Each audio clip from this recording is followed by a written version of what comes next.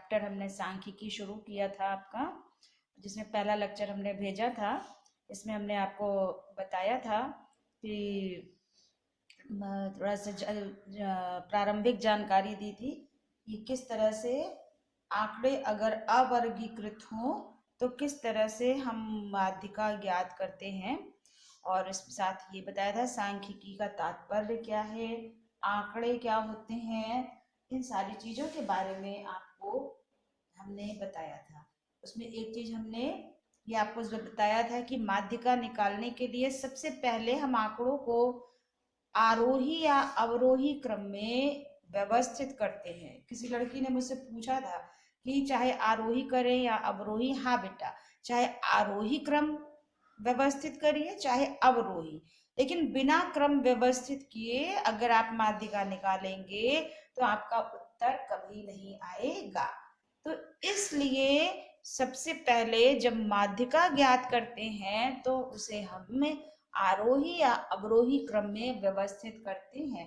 समांतर माध्य में भी हमने आपको यही बताया था कक्षा 7 में, और इसमें भी आपको बता रहे हैं। ठीक है, तो उस दिन हमने आपको बताया था कि जब आंकड़े अवर्गीकृत हो तो कैसे माध्यिका निकालते हैं। उसमें दो तरीका था। अगर पद सम संख्या में है तो उसका अलग सूत्र बताया था, और पद अगर विषम संख्या में है तो उसका सूत्र अलग बताया था। आज हम बता रहे हैं कि जब आंकड़े अवर्गीकृत हों परंतु सारणीबद्ध हों, इसका तात्पर्य आंकड़े अवर्गीकृत हैं लेकिन हर आंकड़ा सारणीबद्ध है। सारणीबद्ध का तात्पर्य है कि हर आंकड़े की बारंबारता, मतलब एक एक पद कई कई बार आया हुआ है। तो ऐसी स्थिति में माध्यिका ज्ञात करने के लिए एक दूसरा तरीका होता है सारणी विधि से, तो वो हम आपको बताने जा रहे हैं। देखिए यहाँ पर हमने एक एग्जाम्पल का सवाल लिखा है, निम्नलिखित बारंबारता बंटन की माध्यिका ज्ञात कीजिए।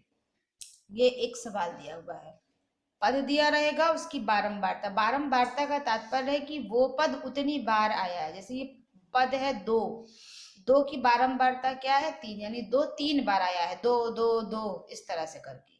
4 है पद, वो आपका 2 बार आया है। 6 2 बार, 8 4 बार, 10 3 बार, 12 1 बार, 14 2 बार। तो ये बार पद है और ये बारंबारता है।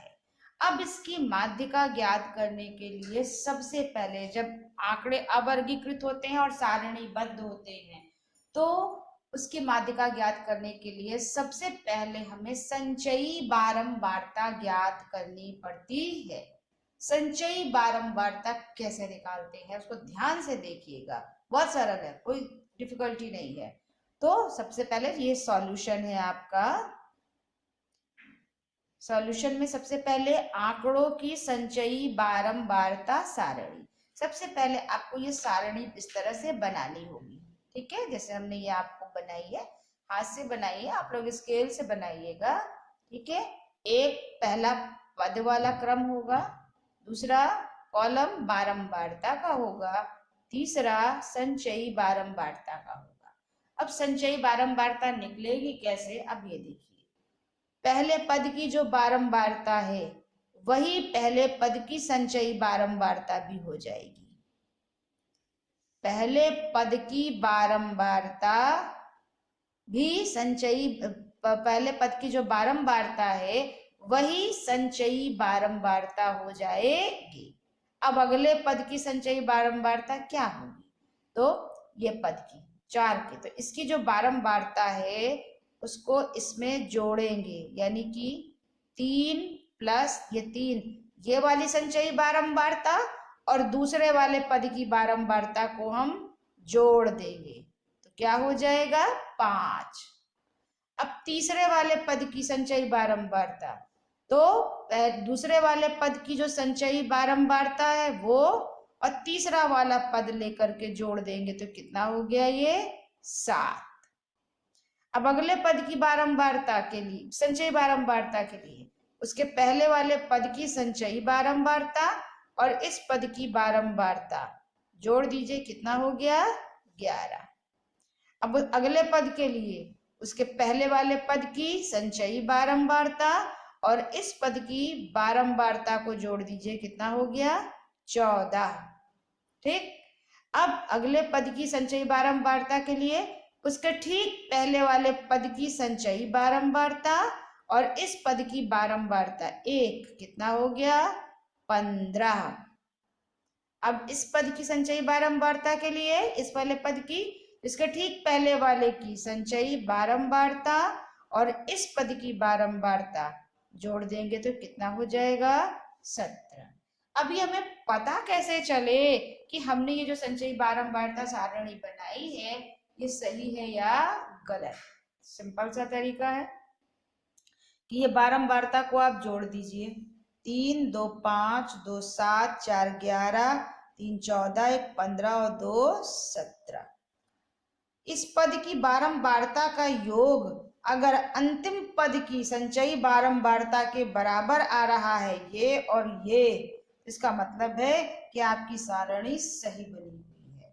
कभी भी अगर आपको ये चेक करना हो कि मेरी संचयी बारंबारता सही बनी है या नहीं, तो संचयी बारंबारता जो अंतिम वाला पद है उसका जो योग है वो बारंबारता के योग के बराबर होना चाहिए। समझ में आया? तो ये चेक करने का तरीका होता है। अब ये दोनों समान है, इसका मतलब है कि हमारी सारणी सही बनी है। चलिए, ये तो बताया। अब इससे माध्यिका कैसे निकलेगी? अब माध्यिका के लिए सम या विषम का सूत्र लगेगा। सम है या विषम, तो बारंबारता को जोड़ दिया, कितना आया? 17। तो 17 सम है या विषम? तो सम है कि नहीं? यहाँ पे लिखेंगे, यहाँ n इज इक्वल टू 17 पदों की संख्या विषम है, विषम है, अतः या इसलिए माध्यिका का कौन सा सूत्र लगेगा? माध्यिका बराबर n+1/2 पद। ठीक है, तो n हमारा क्या निकला है? 17 + 1/2 पद बराबर 17 और 1 18/2, 2 से काट दोगे ये 9, 9वां पद। अब 9वां पद देखिए 9वां पद कहाँ आ रहा है? अब इसके लिए संचयी बारंबारता की तरफ जाएंगे। देखिए यहाँ पर, देखिए 9वां पद कहाँ आ रहा है? देखिए ये तीसरा पद है, यहाँ पर 3 है, यहाँ 5 है, यहाँ 7 है और 7 के बाद 8 9 10 11 यहाँ आ रहा है कि नहीं? संचयी बारंबारता, संचयी बारंबारता देखिएगा 3 पद यहाँ पर है। ठीक है, 3 के बाद चौथा पांचवा यहाँ पर है, उसके बाद छठा सातवां यहाँ पर है और 7 के बाद 8 9 10 11 यहाँ पर है, 12 13 14 यहाँ पर है। तो संचयी बारंबारता 11 जिसमें है वही 9वां पद हमारा होगा। तो यहाँ पर लिखेंगे 9वां पद उसी वर्ग में होगा जिसकी संचयी बारंबारता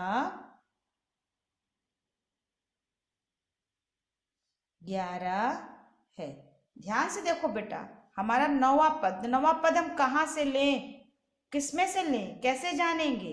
तो संचयी बारंबारता का कॉलम देखो, पहला पद देखो, यहाँ पर पहला दूसरा तीसरा पद यहाँ पर मिलेगा। अगर दूसरा था ये यहाँ से लेते, ये वाला पद, ये हो जाता माध्यिका।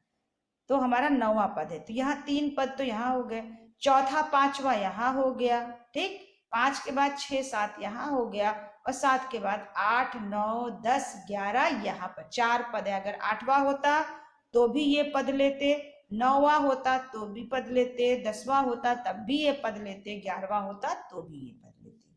तो चूंकि 9वां पद यहाँ पे आ रहा है तो 9वें पद का मान क्या हो जाएगा आपका?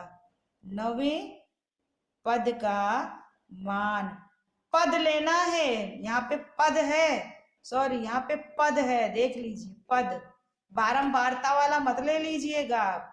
तो नवा पद कहाँ कितना आ रहा है, 8 है। तो नवे पद का मान बराबर क्या हो गया, 8। तो माध्यिका आपकी क्या हो जाएगी, माध्यिका बराबर 8 हो जाएगी। ठीक है, तो इस तरह से ये सवाल निकाला जाएगा।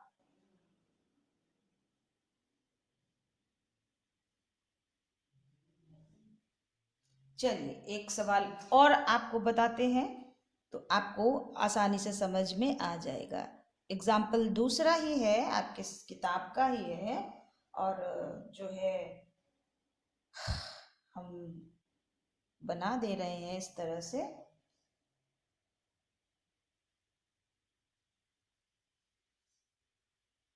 इस तरह से कॉलम दिया रहेगा, पद और बारंबारता।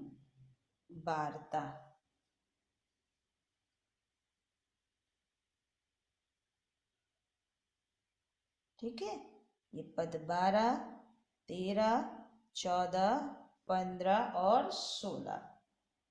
अब यहाँ पर 4, 5, 4, 6, 5, तो ये पद है। और ये जो सवाल में है, पद का मतलब यहाँ आयु से है, शिक्षार्थियों की आयु है, और ये है शिक्षार्थी की संख्या। ठीक है, तो आयु यानी 12 वर्ष, 13 वर्ष, 14 वर्ष, 15 वर्ष, 16 वर्ष। किसी कक्षा में कुल 24 बच्चे हैं जिनकी की आयु का ये सारणी दिया हुआ, यानी 12 वर्ष के कितने शिक्षार्थी हैं, 4, 13 वर्ष के कितने हैं, 5, 14 वर्ष के 4, 15 वर्ष के 6, 16 वर्ष के 5 शिक्षार्थी। तो ये बारंबारता हो गई। बारंबारता का मतलब उतनी बार है। अब इसकी माध्यिका ज्ञात करनी है आपको। तो यहाँ पर है आंकड़ों की माध्यिका ज्ञात करो, आंकड़ों की माध्यिका ज्ञात करो। अब इसके लिए संचयी बारंबारता सारणी हमको बनानी है सबसे पहले। तो आप सबसे पहले संचयी बारंबारता सारणी बनाइए। उसके लिए हमें क्या करना पड़ेगा, खाका खींचना पड़ेगा इस तरह से। ठीक है, ये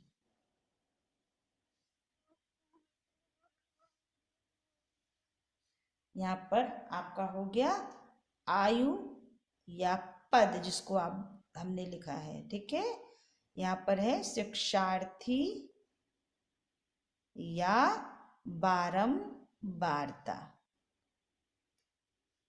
ठीक है, और यहाँ पर हम निकालेंगे संचयी बारंबारता। ठीक है, ये इस तरह से।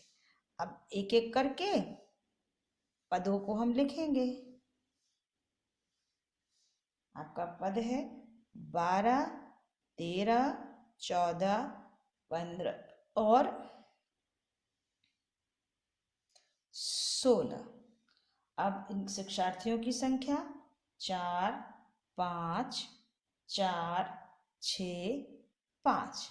अब संचयी बारंबारता हमने क्या आपको बताई कि पहले पद की जो बारंबारता है वही उसकी संचयी बारंबारता हो जाएगी। ठीक है, अब दूसरे पद की संचयी बारंबारता क्या होगी, पहले वाले पद की संचयी बारंबारता और दूसरे पद की बारंबारता को जोड़ देंगे तो कितना हो गया, ये 9। अब अगले पद की संचयी बारंबारता निकालनी है, तो इसके ठीक पहले वाले पद की संचयी बारंबारता लेंगे और इस पद की बारंबारता को जोड़ देंगे तो ये हो जाएगा 13। अगले पद के लिए इसके ठीक पहले के संचयी बारंबारता और इस पद की बारंबारता को जोड़ देंगे तो कितना हो जाएगा, 19। अब इस पद की संचयी बारंबारता पहले वाले पद की संचयी बारंबारता और इसकी बारंबारता को जोड़ देंगे तो कितना हो जाएगा, 24। सही है या गलत, बारंबारता को जोड़ लीजिए। 5, 4, 9, 4, 13, 13, 6, 19 और 5, 24। देखिए ये बारंबारता का योग और संचयी बारंबारता दोनों समान आ रहे हैं, इसलिए ये हमारी जो सारणी बनी है वो सही है। अब यहाँ पर सूत्र कौन सा लगेगा, बारंबारता कितनी है, 24, n बराबर 24 है। अतः पदों की संख्या क्या हो जाएगी? सम है, सॉरी सम है, तो सम वाला सूत्र लगेगा। तो माध्यिका बराबर क्या हो जाएगा आपका? माध्यिका बराबर n/2 वा पद प्लस n/2 प्लस 1 वा पद, और इन सब का 1/2। ठीक है, तो 1/2 n की जगह पे क्या रखेंगे? 24/2 वा पद प्लस 24/2 प्लस 1 वा पद लिखा। ये हो गया 1/2, 24 जो हो गया 12वां पद, और प्लस ये हो गया 13वां पद। 12वां पद और प्लस 13वां पद। अब 12वां 13वां पद कहाँ है? ये संचयी बारंबारता श्रेणी पर आइए। पहले वाले में 1 2 3 4 पद है, उसके बाद 5 6 7 8 9 है, 9 के बाद 10 11 12 13, 10 11 12 13 यहाँ पर है। ठीक है, अब यहाँ पर 12वां भी यही है, 13वां भी यही है, तो यही वाला पद लिया जाएगा आपका, जिसकी संचयी बारंबारता 12 और 13 होगी, वही वाला पद लिया जाएगा। तो यहाँ पर जब हम लेंगे तो ये 1/2 और 14, 1/2 भाई 12वां पद भी इसी में है और 13वां पद भी इसी में है, तो 14 प्लस 14 बराबर 28, सॉरी 28/2 बराबर क्या हो गया? 14, 14, तो 14 वर्ष। तो आपकी माध्यिका कितनी हो जाएगी? माध्यिका बराबर हो जाएगी 14 वर्ष। ठीक है, विषम, ये आपका सवाल इस तरह से होगा। समझ में आ गया होगा? आशा करते हैं कि आप लोगों को अच्छे से समझ में आ गया होगा। ठीक है, अब है आपका बहुलक। बहुलक बहुत सरल है, इसको भी आप देख लीजिए। बहुलक क्या होता है? बहुलक का अर्थ क्या होता है कि बता रहे हैं।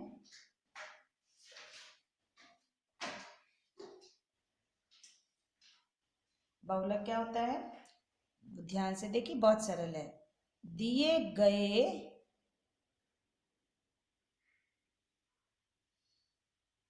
आंकड़ों के समूह में सबसे अधिक बार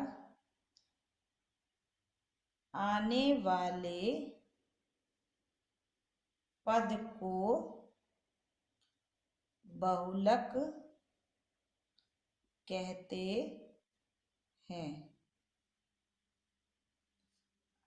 दिए गए आंकड़ों के समूह में, कोई भी आंकड़ों का समूह दिया हो, चाहे वो अवर्गीकृत हो और चाहे अवर्गीकृत सारणीबद्ध हो, दोनों हो, उसमें से जो सबसे अधिक बार वाला पद आएगा या जिसकी बारंबारता सबसे ज्यादा होगी, वही वाले पद को हम बहुलक कहते हैं। ठीक है, तो जब आंकड़े अवर्गीकृत हो, जब आंकड़े अवर्गीकृत हो तो बहुलक ज्ञात करना। कैसे ज्ञात करेंगे? जब आंकड़े अवर्गीकृत हो तो बहुलक ज्ञात करना कैसे करेंगे? देखिए, एग्जाम्पल के द्वारा एक समझाते हैं आपको कि 10 विद्यार्थियों द्वारा प्राप्त किए गए निम्न अंकों का बहुलक ज्ञात करो। ठीक है, 10 विद्यार्थी द्वारा ना कोई अंक प्राप्त किया गया है, तो उस अंकों का हमें बहुलक ज्ञात करना है। अब 10 विद्यार्थियों का अंक देखिए, 9, 10, 12, 10, 13, 12, 10, 12, 10, 9, 1, 2, 3, 4, 5, 6, 7, 8, 9, 10, 10 बच्चों का हो गया ना। अब सबसे पहले इसको हमें क्या करना है, इसको हमें आरोही या अवरोही क्रम में व्यवस्थित करना है। आरोही, बिना आरोही क्रम या अवरोही में व्यवस्थित किए हम बता ही नहीं सकते। आरोही क्रम में व्यवस्थित करने पर, सांख्यिकी पूरा आरोही अवरोही पर ही है। सबसे छोटा अंक क्या है इसमें, 9। अब देखिए 9 कितनी बार आया है, एक यहाँ आया है, एक यहाँ आया है, 2 बार। उसके बाद 10 एक बार आया है, 2 बार आया है, 3 बार आया है, 4 बार। 10, 10, 10, 10। उसके बाद 12 एक बार आया है, 2 बार आया है, 3 बार। 12, 12, 12। फिर आया है 13 एक बार। देखिए 10 गिन लीजिए, यहाँ 10 थे, 10 है कि नहीं, 1, 2, 3, 4, 5, 6, 7, 8, 9, 10, 10 हो गए आंकड़े।